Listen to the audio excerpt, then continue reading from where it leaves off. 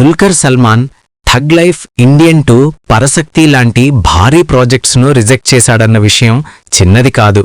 ఎందుకంటే అవి పెద్ద దర్శకులు, లెజెండరీ స్టార్స్, భారీ బడ్జెట్లు. కానీ ఇక్కడే అసలు నిజం ఉంది. ఈ సినిమాల్లో దుల్కర్ సెంట్రల్ ఫోర్స్ కాదు.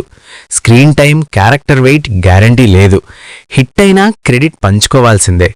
స్టార్గా ఎదగాలంటే బిగ్ సినిమా కాదు, బిగ్ రోల్ కావాలి. లక్కీ భాస్కర్ ఎందుకు కీలకం? లక్కీ భాస్కర్లో కథ మొత్తం అతని మీదే.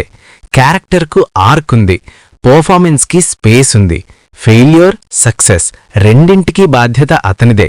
ఇది సేఫ్ చాయిస్ కాదు, ఇది కెరియర్ డిఫైనింగ్ రిస్క్. రిస్క్ ఫలితం ఏమైంది?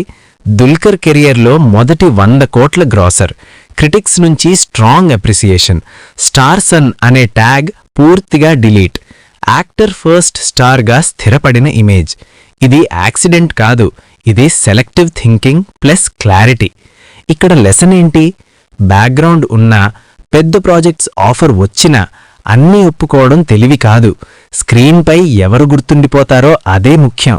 దుల్కర్ చేసింది హైప్ డెసిషన్ కాదు, ఇది character oriented strategy. Bottom line ఏంటి? లక్కీ భాస్కర్ దుల్కర్ సల్మాన్కు కేవలం ఒక హిట్ కాదు, అది అతని కెరియర్ స్టేట్మెంట్. నేను స్టార్ కొడుకే కాదు, నటుడిని అన్న ప్రూఫ్.